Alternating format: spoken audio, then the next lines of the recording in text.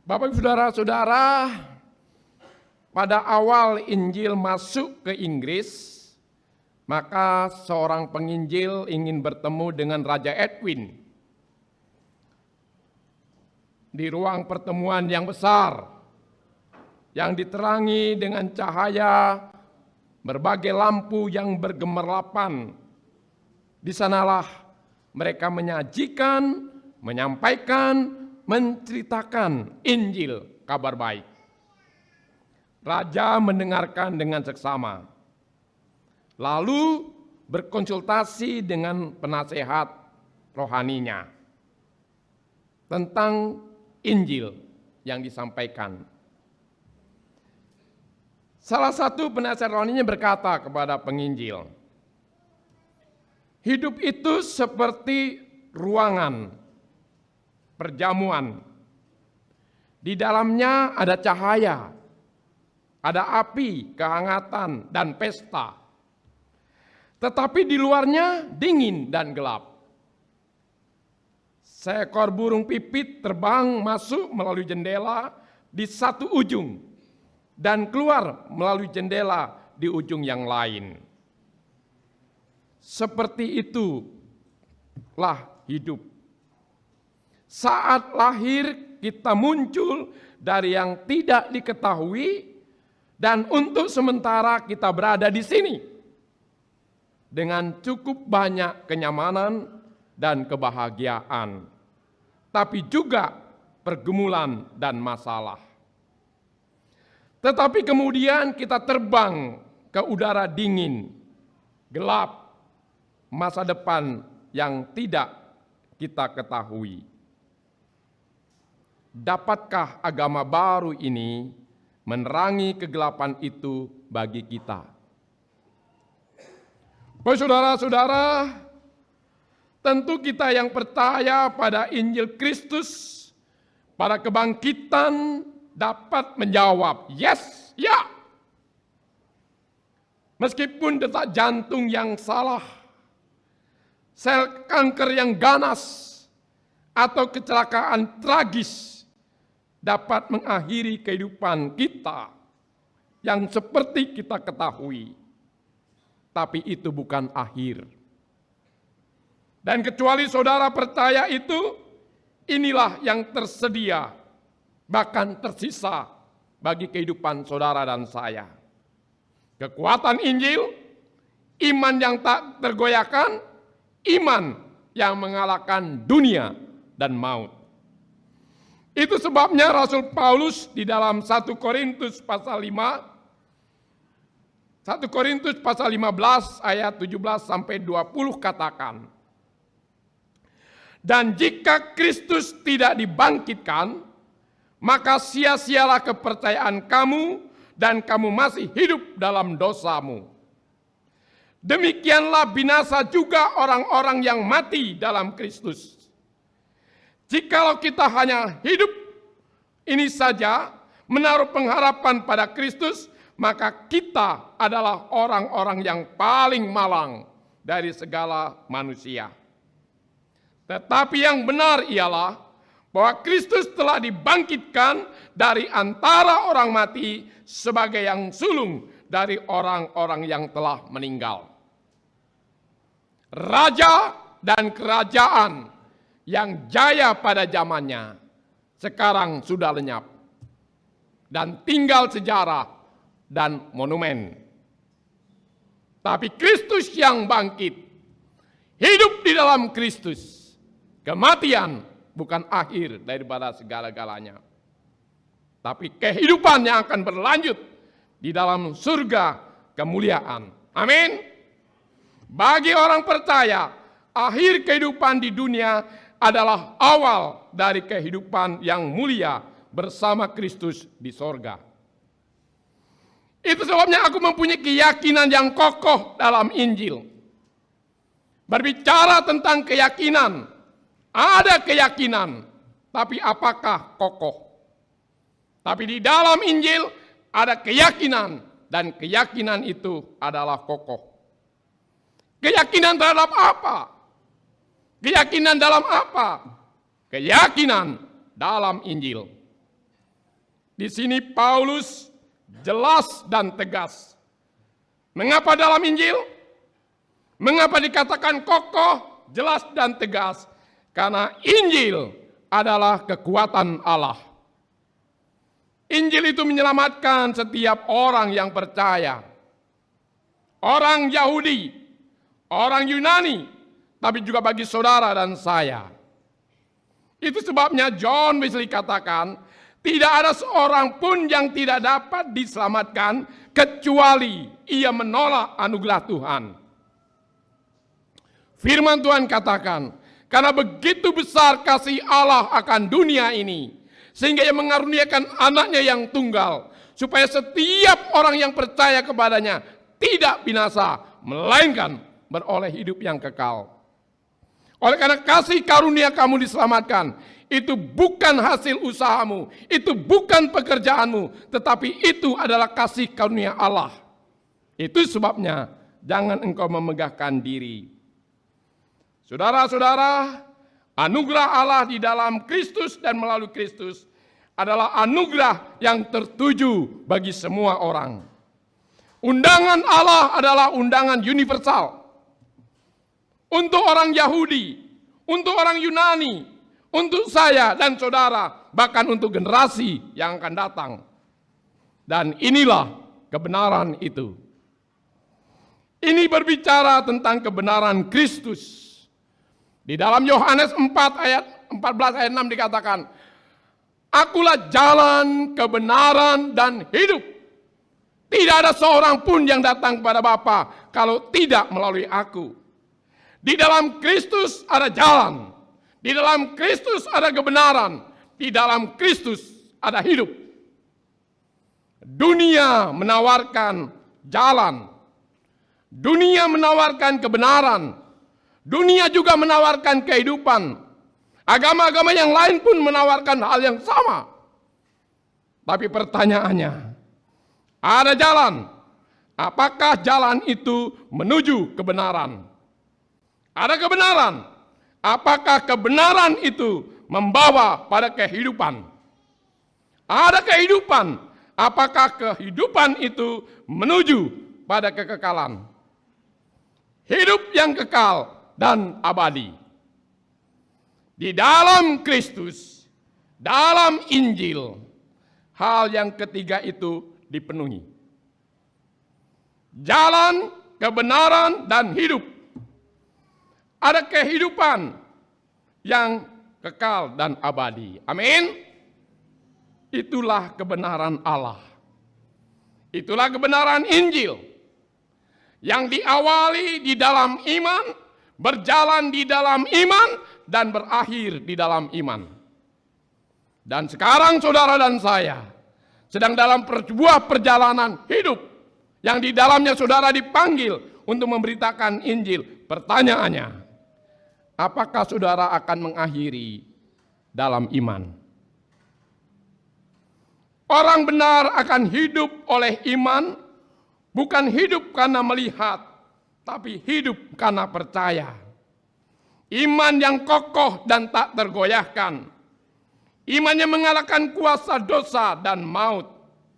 Jika saudara hidup karena melihat, penglihatan saudara sangat terbatas. Tapi jika saudara hidup karena percaya, karena iman, maka penglihatan saudara tak terbatas. Harapan saudara melampaui kehidupan yang ada di dunia ini. Kalau saudara hanya hidup dalam dunia ini, Rasul Paulus katakan, mari kita makan dan pesta pora, karena besok kita mati. Bapak saudara-saudara, Paulus tidak malu karena pemberitaannya adalah kabar baik tentang keselamatan Kristus. Itu adalah pemberitaan tentang keselamatan yang memiliki kuasa untuk mengubah hidup yang diperuntukkan bagi semua orang, bagi saudara dan saya. Ketika saudara tergoda untuk merasa malu, ingatlah apa arti kabar baik tersebut. Jika saudara fokus pada Allah dan apa yang Allah sedang kerjakan bagi saudara dan saya, bagi dunia ini. Jangan saudara berpandang pada kekuranganmu, tapi fokuslah kepada Allah. Fokus pada Allah, apa yang Allah sedang kerjakan. Dan Allah akan menolongmu. Bapak saudara-saudara, jika anugerah Allah harus direspon, diterima, disambut, dihargai, maka Allah akan memberikan kemampuan bagi saudara.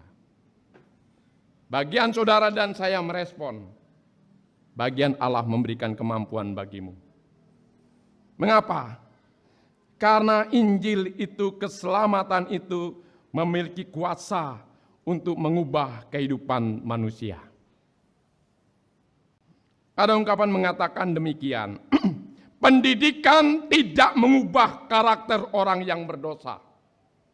Hukum tidak mengubah karakter orang yang berdosa.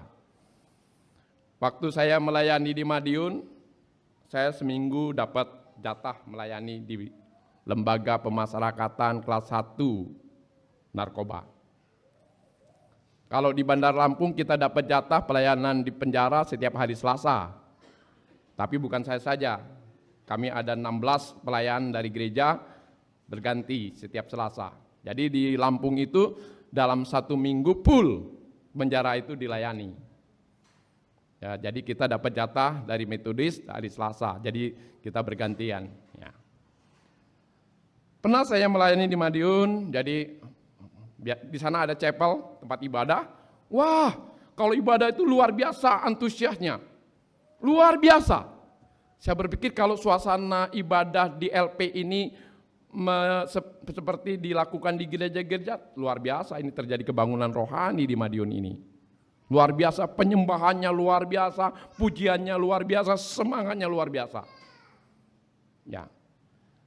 Kemudian pada saat datang napi yang baru, kenalkan. Nama saya Edo. Pasal 156. 156 itu perkara apa? Langsung terjemahkan itu. Nama saya Wati.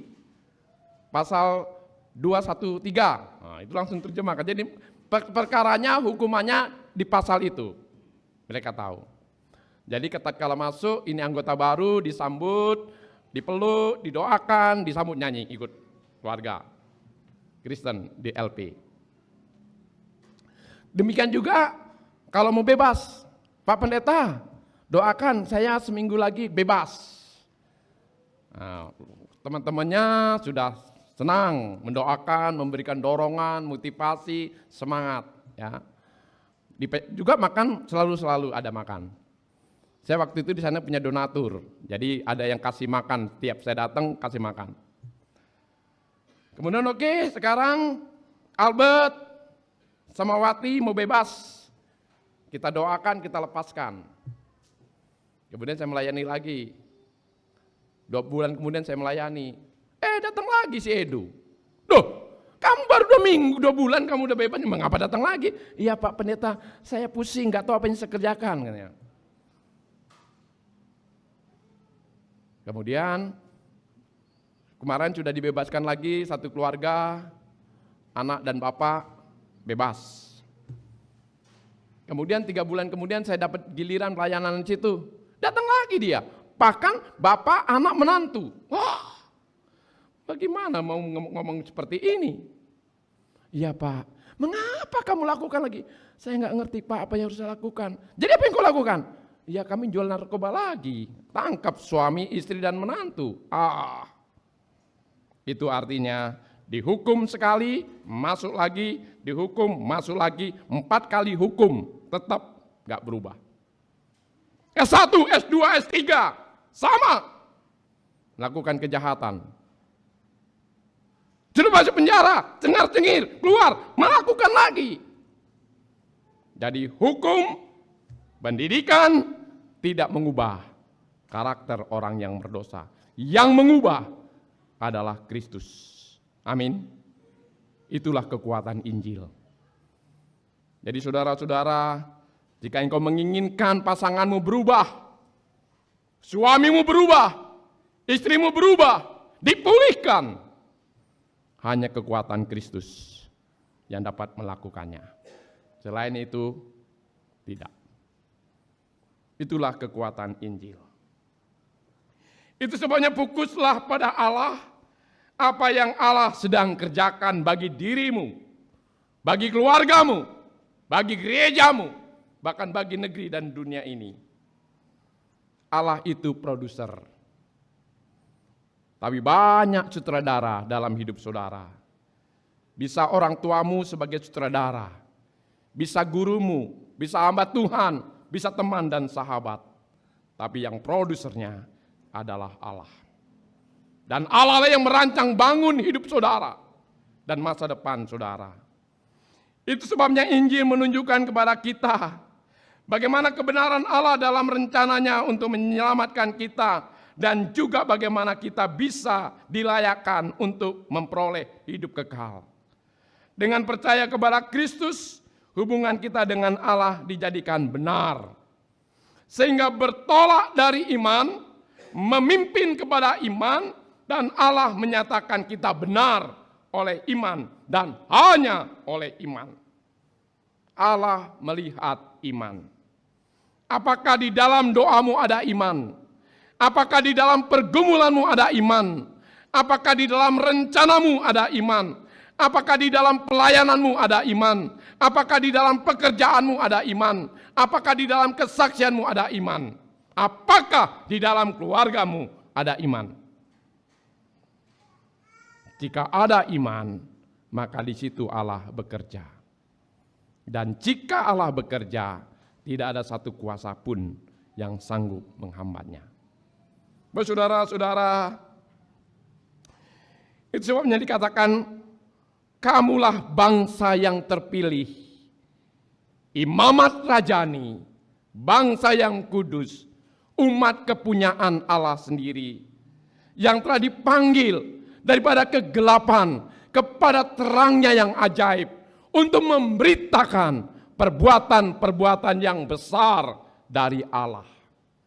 Saudara hanya dipanggil apa yang sudah Allah lakukan, apa yang sudah Allah kerjakan, apa yang sudah Allah karuniakan dalam hidup saudara. Sampaikan, bagikan, dan wartakan. Itu saja.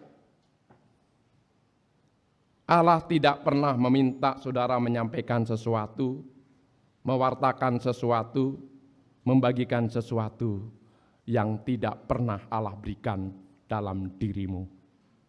Saudara-saudara, kita dikuduskan, umat kepunyaan Allah sendiri, yang dipanggil keluar dari kegelapan kepada terangnya yang ajaib, dengan tujuan dan tugas panggilan misi melayani, memberitakan perbuatan-perbuatan yang besar dari Allah. Itu sebabnya katakan, harapkanlah hal-hal yang besar dari Tuhan bagi dirimu, bagi keluargamu, dan bagi gerejamu. Tapi jangan lupa, lakukanlah hal-hal yang besar juga untuk Allah dari dirimu, dari keluargamu, dan dari gerejamu. Hal ini hanya berbicara tentang dua saja. To be and to have. To be, mau jadi apa? To have, mau memiliki apa? Saudara dan saya mau jadi apa? Benar, saudara dan saya ingin mau memiliki apa? Dalam konteks iman Kristen, saudara adalah anak Allah, sahabat Kristus, teman sekerja Tuhan, dan saudara adalah muridnya. Dan saudara mau memiliki apa? Hidup yang kekal, yang lain akan mengikuti dan menyertainya. To have, to be, and to have. Saudara-saudara, itu sebabnya panggilan kita bagi dunia ini adalah membawa damai dan menyampaikan berita perdamaian. Sehingga Paulus katakan, berilah, hendaklah dirimu diperdamaikan dengan Allah.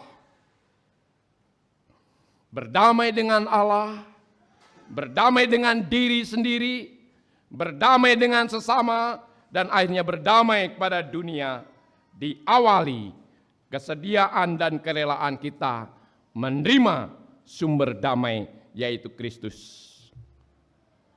Kalau engkau mau hidupmu berdamai dalam dirimu, dalam keluargamu, dalam gerejamu, dalam pekerjaan dan jabatan-jabatan yang Tuhan percayakan bagimu, awalilah hatimu diperdamaikan dengan Tuhan.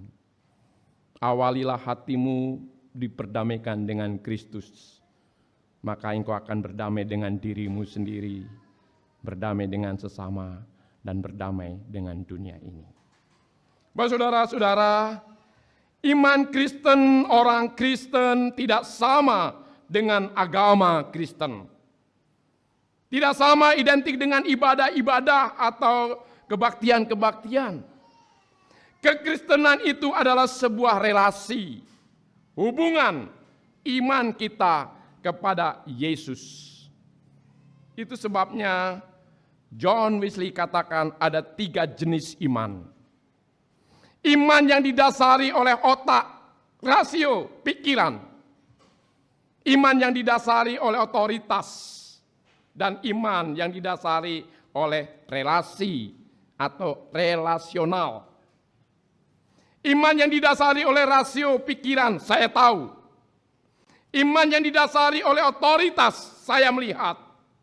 Iman yang didasari oleh relasi, saya merasakan. Saya mengalami dan saya menikmati. Saudara-saudara, dan John Wesley katakan, iman yang didasari relasi relasional inilah yang tinggal menetap. Karena maka tinggal 3 hal ini, yaitu iman, pengharapan, dan kasih. Maka kasihlah yang menetap. Saya merasakan kasih Allah. Saya mengalami kasih Allah. Saya menikmati kasih Allah. Saya memperoleh kasih Allah. Manusia kerap kali mendasarkan konsep diri mereka pada prestasi. Saya berhasil, saya sukses. Namun hubungan relasi kita dengan Kristus jauh lebih penting daripada pekerjaan kita, daripada keberhasilan kita, daripada kekayaan kita, daripada pengetahuan kita.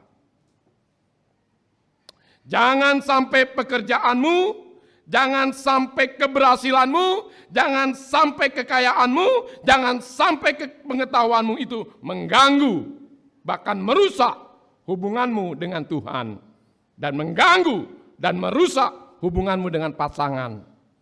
Apakah itu pasangan suami istri atau orang tua dan anak? Berkat daripada Tuhan, keberhasilan daripada Tuhan, kekayaan daripada Tuhan, pengetahuan daripada Tuhan tidak akan merusak hubunganmu dengan Tuhan dengan sesama. Jika pekerjaanmu, keberhasilanmu, kekayaanmu, dan pengetahuanmu merusak hubunganmu dengan Tuhan dan merusak hubunganmu dengan keluarga dan sesama, dengan pasanganmu, hati-hati. Waspada. Mungkin itu kekayaan dan keberhasilan yang dunia tawarkan.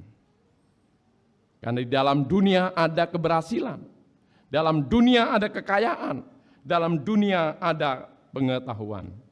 Ditawarkan bagi saudara dan saya ukurannya, apakah itu membuatmu lebih baik hubunganmu dengan Tuhan, dengan pasanganmu, dengan keluargamu.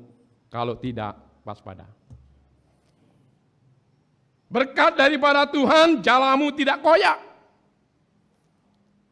Berkat daripada Tuhan, pekerjaan daripada Tuhan, keberhasilan daripada Tuhan, kekayaan daripada Tuhan, pengetahuan daripada Tuhan.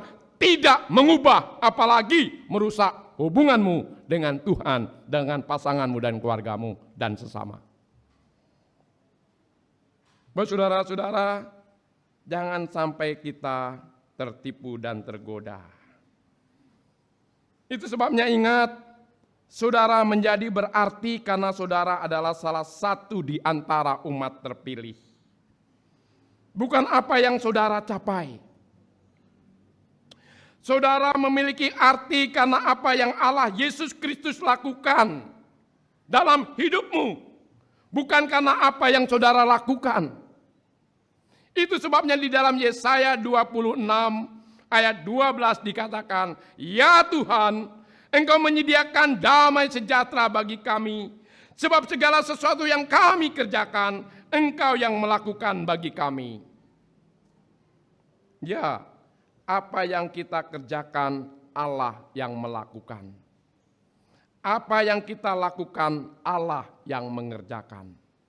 Itu sebabnya Allah turut bekerja bersama-sama untuk mendatangkan kebaikan-kebaikan bagi orang yang dikasihinya.